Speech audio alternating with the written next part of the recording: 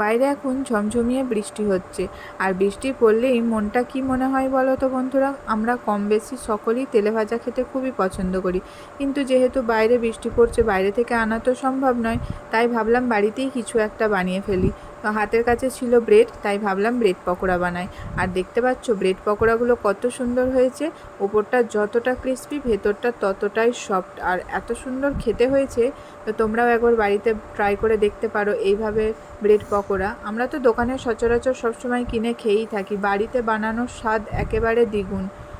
আর এই আলুর পুরটা বানানো খুবই সহজ। প্রথমে আমি আলুটা সিদ্ধ করে নিয়েছিলাম, তারপর কড়াইয়ে সামান্য সর্ষের তেল দিয়ে গোটা জিরে ফোড়ন দিয়ে পেঁয়াজ কুচি আর লঙ্কা কুচি দিয়ে সামান্য নাড়াচাড়া করে পেঁয়াজটা যখন হালকা লাল হয়ে আসবে তখন আলু সিদ্ধটা ওর মধ্যে দিয়ে নাড়াচাড়া করে ওর মধ্যে হলুদ, লঙ্কা গুঁড়ো, জিরে ধনে গুঁড়ো, আদা রসুনের পেস্ট আর সামান্য নুন দিয়ে খুব ভালোভাবে নাড়াচাড়া করতে হবে।